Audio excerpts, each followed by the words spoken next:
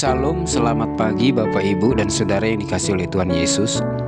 Renungan kita pagi hari ini diambil dari kitab Wahyu pasal 2 ayat 1-7 dengan tema kejatuhan yang tidak disadari. Namun demikian aku mencela engkau karena engkau telah meninggalkan kasihmu yang semula. Sebab itu ingatlah betapa dalamnya engkau telah jatuh. Bertobatlah dan lakukanlah lagi apa yang semula engkau lakukan. Jika tidak demikian, aku akan datang kepadamu dan aku akan mengambil kaki dianmu dari tempatnya, jikalau engkau tidak bertobat. Wahyu 2 ayat 4-5. Ini adalah perkataan Tuhan Yesus sebagai kepala gereja yang menilai, mengoreksi, dan menyelidiki kehidupan kerohanian dan pelayanan jemaat Efesus. Tuhan Yesus adalah kepala gereja. Dia yang memegang ketujuh bintang itu di tangan kanannya dan berjalan di antara kaki dian emas itu. 7 bintang dan 7 kaki dian emas adalah gambaran gereja yang diharapkan fungsinya oleh Tuhan Yesus.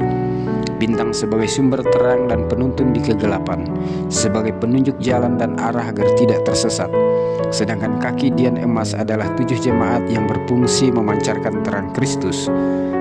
Allah memberikan nilai dan kemuliaan kepada jemaatnya.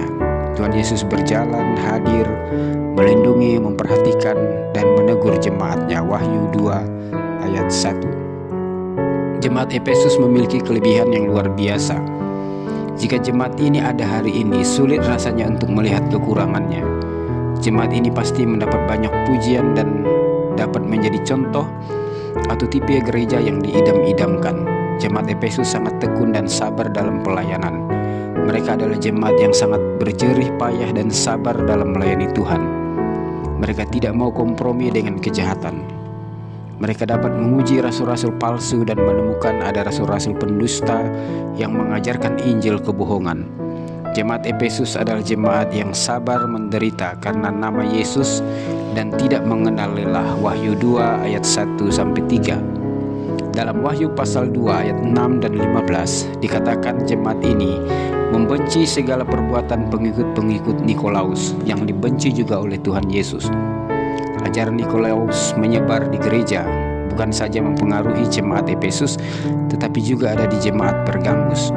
Tuhan Yesus sangat membenci ajaran Nikolaus. Ajaran Nikolaus mengkompromikan Injil kebenaran dengan praktek budaya, penyembahan berhala, dan percabulan. Ajaran Nikolaus menentang ajaran kekudusan gereja dan sangat kompromi dengan kehidupan dosa dan tindakan amoral. Jemaat Efesus sangat membenci ajaran Nikolaus. Mereka tidak kompromi dengan dosa dan penyembahan berhala. Saudara yang dikasihi Tuhan Yesus, di balik kehebatan jemaat Efesus ada satu hal yang tidak mereka sadari. Sekalipun mereka giat dengan pekerjaan Tuhan dan berbagai pelayanan, bahkan sampai menderita dalam melayani Tuhan, ada kejatuhan yang mereka alami tanpa disadari oleh mereka. Kejatuhan itu dinilai oleh Tuhan Yesus amat dalam dan membutuhkan pemulihan serta pertobatan.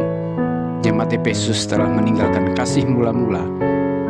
Mereka kehilangan semangat kasih mula-mula yang menjadi dasar pelayanan.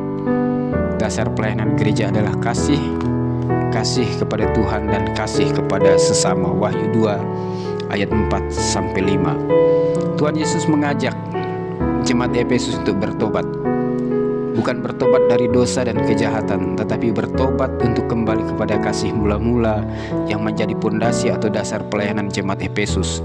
Seruan untuk bertobat sangat serius disampaikan oleh Tuhan Yesus. Jika mereka tidak bertobat, Tuhan akan mengambil kaki dian yang ada di tengah-tengah mereka. Wahyu 2 ayat 5. Saudara yang dikasihi Tuhan Yesus, mari kita selidiki hati kita.